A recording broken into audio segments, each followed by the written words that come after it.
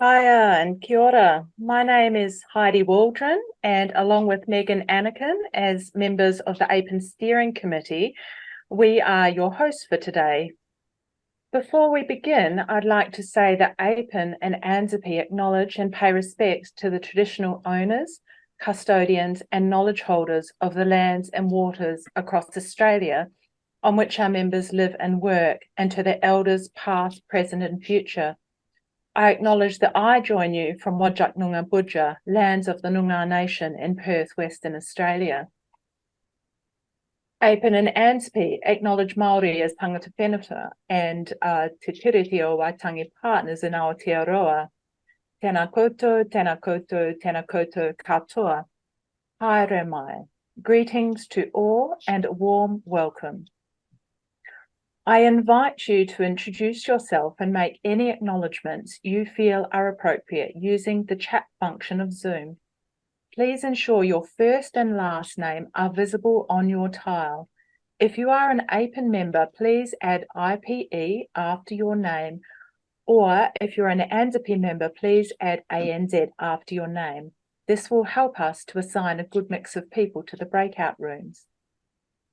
I advise you that this event is being recorded. Please turn off your video if you wish. However, I encourage you to turn on your video in the breakout rooms. The conversations in the breakout rooms will not be recorded. Please ensure that the name on your tile is correct, and if there are two of you joining on one machine, please put both of your names. I'm now delighted to introduce our presenter. Before I do that, sorry, please use the chat function, post the comments and questions throughout the session today, because the goal of this series of networking events is to encourage conversations between people interested in IPE and exchange ideas and share practice. So today's session is titled Designing a Faculty-Wide IPE Program in the Post-COVID World. We welcome you here today to meet colleagues and join the conversation-based sessions that will be kick-started by Megan and myself and our special guest, Professor Gary Rogers. We encourage you to draw on your own experiences to make connections and exchange ideas. And now I'm very delighted to welcome Professor Gary D. Rogers. Professor Rogers is a health professional education leader, a public health researcher, and a GP with a focus on HIV medicine. He commenced as Professor and Dean of the School of Medicine at Deakin University in June 2020.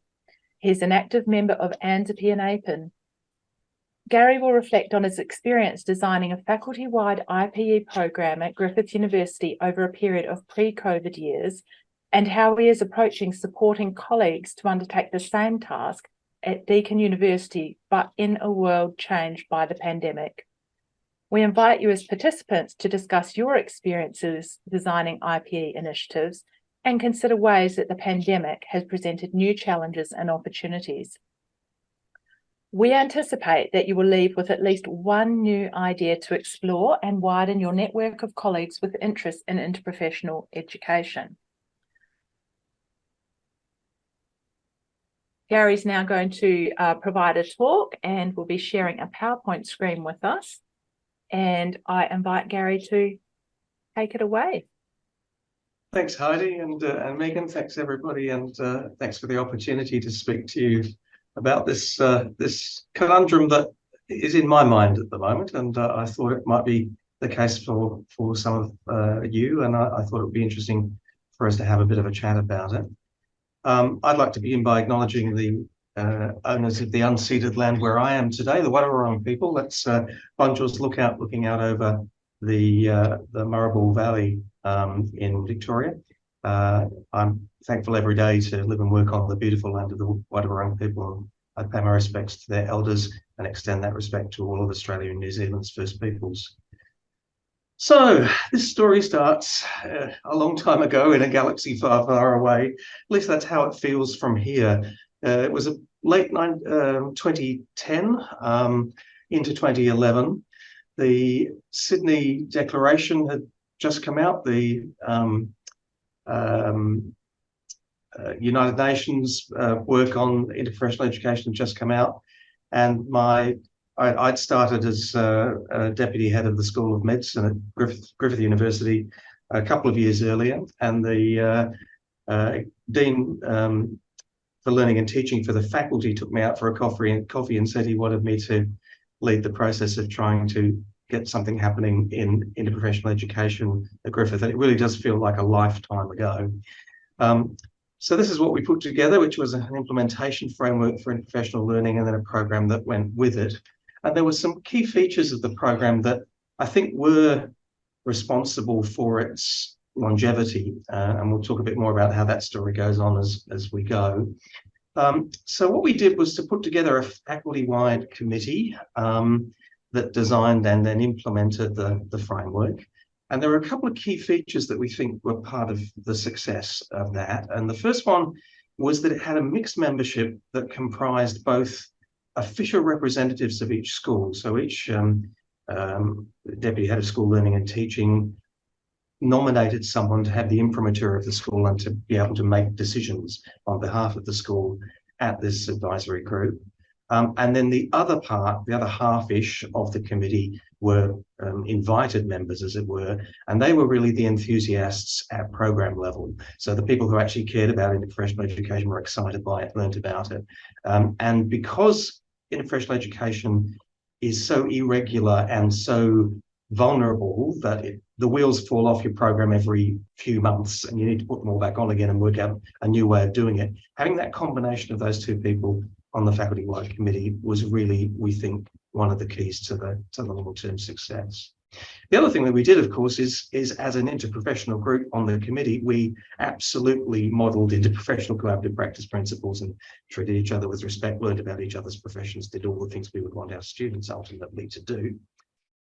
The framework had an agreed set of learning outcomes. We called them threshold learning outcomes at Griffith for all of the courses that led directly to health professional practice. So I guess in any health faculty, it is important to think about the scope, because there'll be some courses like biomedical science, for example, that don't lead to professional practice. And while they may want to have some of the learning outcomes for a framework like this, it's probably not sensible for them to try to do all of them. So you're really focusing particularly on the in-scope courses, which are the ones that lead directly to health professional practice. So it's an agreed set of learning outcomes. This is really important, and in accord with the Sydney Declaration, of course, that all of the activities were compulsory and assessed. Lovely voluntary activities are great. There's nothing wrong with them, except that the students who do them are the ones who least need them. And that's a really important principle. And the message that we send if we make everything else compulsory and assessed in our health professional programs. The message we send if we don't do that is they're not actually important. And that's the message the students receive. So the assessment was guided by the International Consensus Statement that came out in 2017. I was involved in helping to put that together. Many of you will be familiar with that document. It was published in Medical Teacher. And the assessment did encompass all three of Bloom's domains. So assessment of cognitive understanding, psychomotor capabilities, which are often about communication capabilities and so forth, underpinned by the affective learning of interprofessional values. So assessment in all of those three domains was important. So it was from the International Consensus Statement and then the follow-up work that occurred after that. The approach in each health course was programmatic, and this is borrowing from the idea of programmatic assessment, but this is programmatic learning and assessment. And what that meant is that there were kind of three phases to interprofessional learning at Griffith. The sort of proper IPE, so in other words, the IPE that fits the CAPE description of with those three prepositions, with, from, and about. The students will learn with, from, and about each other. We had that sitting around the middle of everyone's course, because that's one of the arguments, isn't it? Should you do it at the beginning before they know who they are professionally, but before they've got entrenched tribal beliefs, or should you do it at the end when they know who they are, but they've already got entrenched tribal beliefs? So we put the main learning around the middle, and we very importantly augmented that before and after. So before that more difficult, more expensive learning that matches the CAP definition. We prepared them with some fairly straightforward cognitive learning about the reasons for IPE and what we called health professions literacy. So, knowing what the professions are, where they come from, what they're about, what they do. That students don't actually have to learn that part of it together. You can do that with online modules or a whole range of more simple things, and that adds value to your core IPE, the more difficult work around the middle. And then the other thing we did was the third phase, which was kind of capstoning that core learning that had been prepared for before students went out into practice. And the idea here was we worked this around their ordinary clinical placements, because of course almost all health students undertake clinical placements, and almost all of those placements are in at least partly interprofessional teams, because that's how healthcare is done now. So organising interprofessional placements we found impossibly difficult. But for this capstoning activity, we were able to use their ordinary regular placements and get them to do a reflective piece from those placements where they described the function of an interprofessional team they'd seen or been part of, and actually critiqued its function. And the other nice part of that was that we thought what we were doing was immunising them by making them look at the interprofessional activity of a team they could see. We were trying to immunise them against acculturation to not so good interprofessional practice, collaborative practice that they would see after they graduated. So by getting them to be critical of a team they could see, we hoped to do that immunisation process. And as I kind of alluded to before, for the Griffith program, the core learning activities, those ones around the middle of the program, were actually simulation based. And there were a few different simulation programs that were involved, but perhaps the sort of jewel in the crown was this thing called CLIMES. CLIMES stood for Clinical Learning Through Extended Immersion in Multi-Method Simulation. And it was an example of the kind of thing you could do back in the early 2010s when there was more money around. And in our case, the medical program was brand new, so the university didn't really know what a medical program costs, so we were able to write a whole range of things into it as we set this up. CLIMES was a week-long simulation for the medical students, where they essentially were junior doctors on a hospital ward, and students from other professions would come in and out of that simulation over the week, just as they would in a real hospital setting. And there are some images from CLIMES. This is a simulated patient here with a dystonic reaction to an antipsychotic medication, and the students are trying to work out what's going on. It's a post-take ward round with the pharmacists here, nurses and doctors working together here, and a resuscitation here with another simulated patient playing the core patient's mother, and the team had to deal with the fact that there was a resuscitation going on because the patient they'd been following had a cardiac arrest, but her mother was there at the time. So it was actually pretty involved and a terrific little activity. So the Griffith program reached its zenith, I guess, in 2019 when we had a faculty coordinating team comprising half of me and a couple of professional staff, including one quite senior professional staff member who were making it all happen. And that large range of people in the coordinating group from all of the programs actually making the activities occur. We'd even started to set up an internal accreditation scheme where we were going to help health programs to gain internal accreditation for their interprofessional work, so they'd have their evidence ready and waiting for when they were doing external accreditation, and they could say, look, we've got internal accreditation for our IPE, here's what we're doing, here's how it meets the standards, and that was going to help them with their external accreditation. And almost all of the in-scope courses were involved at that point. And then came 2020.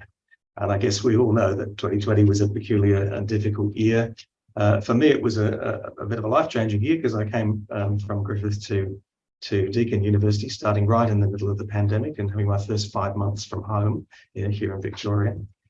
But there was also a really major loss of momentum, I'm told, at Griffith as a result of winding back at the simulation activity, particularly due to COVID, and then all universities being short of dough as they were after COVID and still are, with the federal government having been such an unreliable partner for the last decade. And so I think a lot of what we achieved at Griffith is probably not still there now. So that takes us to the present.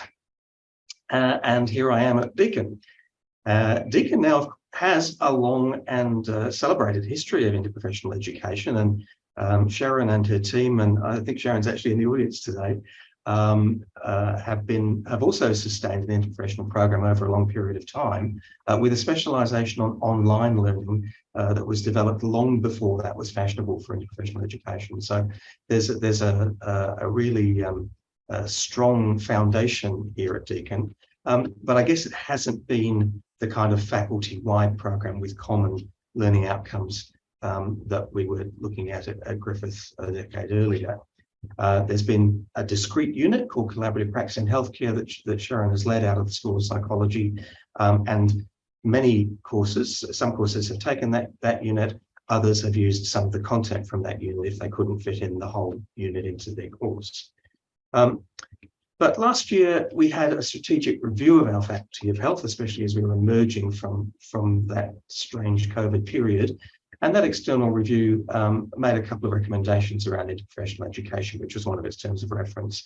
It said that Deakin ought to develop an interprofessional education framework that purposefully integrates IPE opportunities across the curriculum for all students, meaning I think all in-scope students. That there should be a faculty-wide interprofessional education lead, which had kind of been the case with Sharon and her team, but it wasn't sort of designated to be faculty-wide, it was sitting within a school. And also an agreed set of interprofessional learning outcomes that align with professional standards and assessment. So the review was suggesting something more like the Griffith model. Once the review was complete, the Executive Dean asked me to chair a faculty-wide committee that Sharon and her colleagues are part of to start to implement these changes.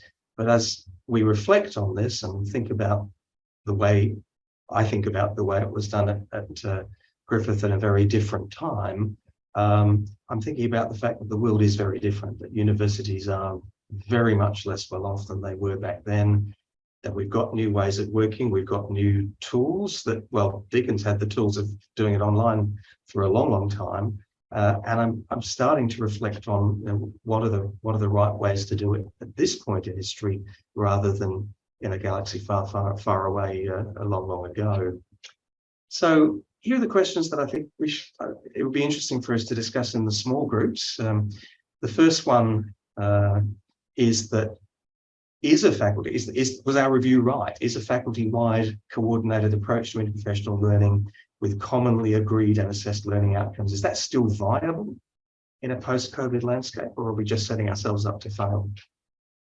I alluded to the importance of professional accreditation standards earlier with this internal accreditation process at Griffith to try to help programs to be ready for their external accreditation. And that was because, you know, leading up to 2019, the accreditation bodies were actually starting to get teeth. They all had standards around interprofessional learning outcomes and interprofessional learning activity, and they were starting to actually impose them and get a bit more active. You know, during COVID, they hadn't done that at all. They stood back and said, you know, just do your best, folks. But now we're coming out, maybe they will be starting to do that. Will it still be as big a driver as it was? Does a programmatic approach to interprofessional education remain the right way to do it? Is this idea of putting, you know, your main learning somewhere around the middle and then augmenting that with simpler things at the beginning and then capstoning things at the end, is that still the right kind of way of doing this, or are they better ideas?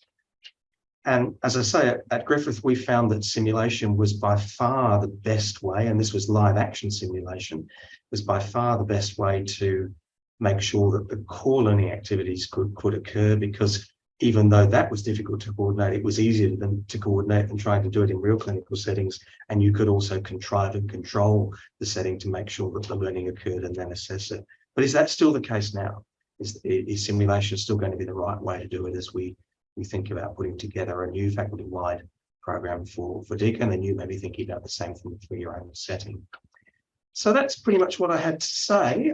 If anyone's got any questions of clarification before we go into the small groups, I'll be very happy to answer those. But I'll hand back to Heidi and Megan now. Thank you. I'll stop sharing if I can find where I'm sharing. Thank you very much, Gary. I think Gary has given us a lot to think about and a lot to discuss. So in just a moment, you will be invited to join a breakout room. We're hoping to have at least 6 of you in a room, so we have a really rich conversation. Please note that you will have at least one AIPPEN steering committee member or an ANZAHPE fellow or an associate fellow in the room with you to ensure that you have a rich discussion. And I'm going to ask the facilitators if you could please keep some notes, maybe in a Word document, of just the key points. This will ensure that you ask everyone to speak, and it will ensure that you're doing the listening so that they have that rich conversation and you bring ideas back to the big group for us, because you'll drop them into the chat when we get back here. Please, those 4 questions Gary just outlined will be dropped in the chat if they have not done already. The 5th and maybe the most important thing is at the beginning, please introduce yourself briefly to one another by stating your name, possibly where you work, and your interest or experience with interprofessional education is before you discuss Gary's question. We're hoping that 20 minutes will be about enough time. It might be closer to 15 today, so that you have that chance. And then we'll come back and have a closing plenary where we can get a little more wisdom from Gary. So here we go. Could you please open the breakout rooms, Kendall, and have a great conversation.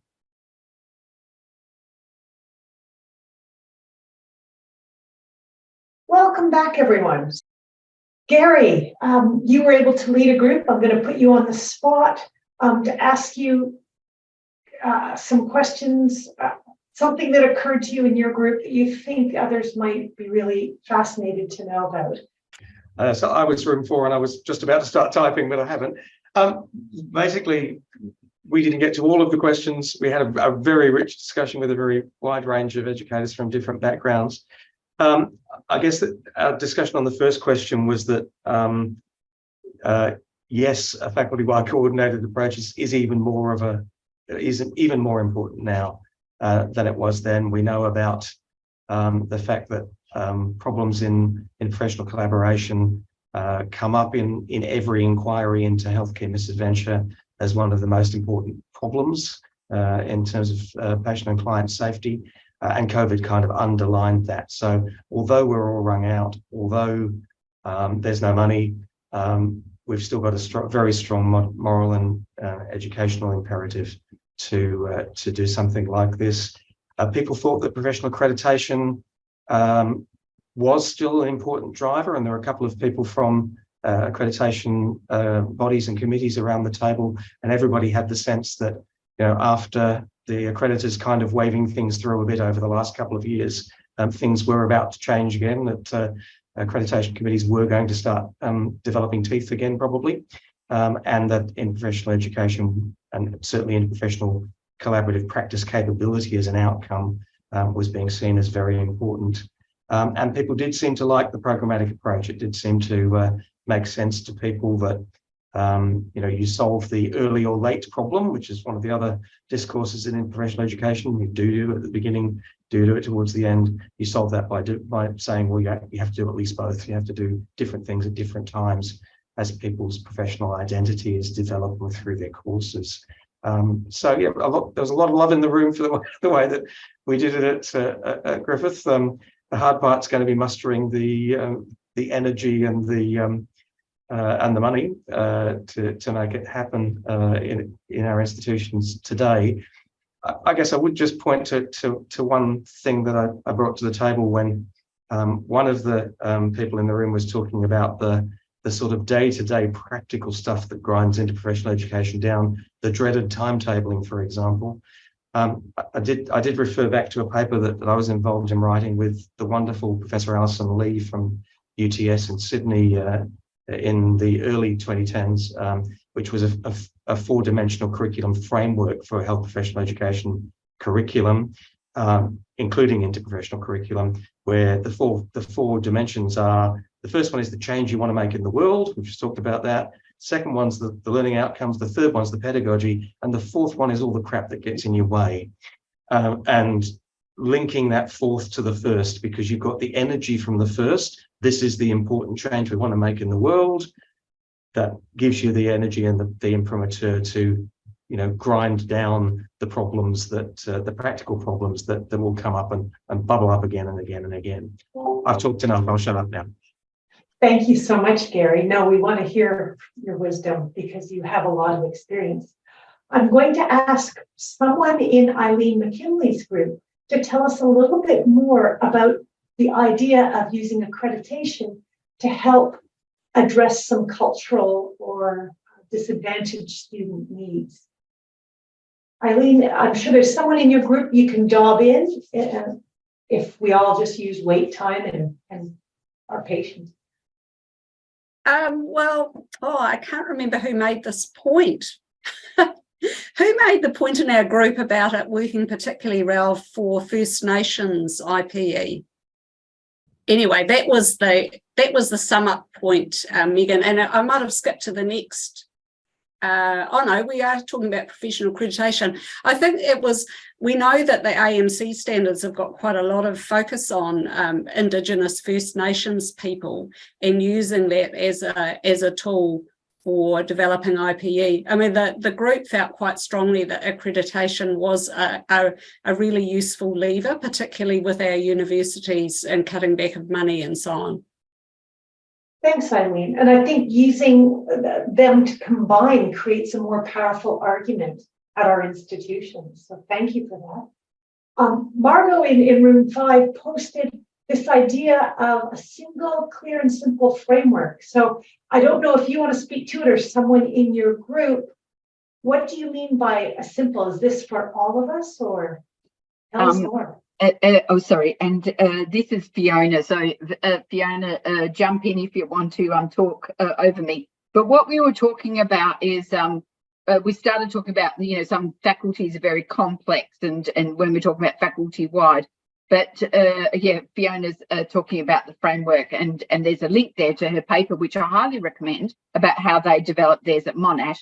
But talking about if you've got one faculty-wide IPE framework you're all working towards, that it's clear, it's got nice broad construct, everyone's working towards the same learning outcomes, you know, with the same scaffolded trajectory, then it facilitates that faculty-wide approach to IPE, rather than each time trying to negotiate new learning outcomes for all different, you know, professions each time. So that's what we were talking about in that way. So we're all headed in the same direction, working towards the same goal.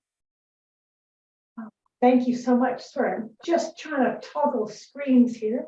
I wish we all had more time to speak, but I think we're at sort of the end of our session now, and I'm going to encourage us all to keep in contact, because I think Gary has started a very, very important conversation that I hope we can continue in the future. I just want to let you know that this conversation has just begun among our group this year. We have 4 networking sessions, and ANZAHPE Online is featuring a session led by Margot, so that's why I'm segueing right now, is to think about how we can continue this conversation in May. The 20th of April is how do I write good learning outcomes for the curriculum? And in just 2 weeks, I think it's almost 2 weeks, we're already at the 1st of March, it's unbelievable. How do I find time to write? So this session will be about exchanging strategies. And I invite you all to join us in the Gold Coast. If you're an AIPPEN member, we welcome everyone into the ANZAHPE family. We have a very strong IPE presence in our sessions, and there will be an AIPPEN networking greet session somewhere in the program too, as well as very clear streams of IPE. So I invite you all to join us. Abstracts are closed, and we're right now reviewing them all. So people will find out in early April about their acceptance. And finally, our next session will be the 5th of April, and we've got the wonderful Dale Sheehan coming to speak to us. She's one of our ANZAHPE honorary lifetime members for her devotion to interprofessional education. And I think she will continue stirring us in the same way Gary has Gary, are there any final words you would like to say about our session before we do the last thing, which is request people evaluate the session, because this is designed by us for us. So we need to hear from you. So we hit the nail on the head for you. Gary, any final words? I'll just thank you for the opportunity to reflect on these questions. As I say, we've got our first face-to-face meeting of the new Deakin Advisory Committee in a week or so's time, and we'll be starting to grapple with these problems. So it's good to hear the buy-in and the different perspectives on these important questions. What a wonderful fellowship we have in AIPPEN, and really lovely to catch up in the small groups with some of you as well today. Thank you. Thank you. Heidi, is there anything you'd like to say as co-chair of the event today? You get the last word, please. Wonderful. Thank you for all of the discussions that I enjoyed in the breakout room and the inspiration from Gary setting the scene. And I look forward to having further conversations with other people at the upcoming event and also at the ANZAHPE conference in June. So thank you, Megan, for the opportunity to be part of this. Looking forward to seeing you all at our next session. Thank you all so much, and goodbye. Thank Bye. you. Bye. Kia ora. Bye.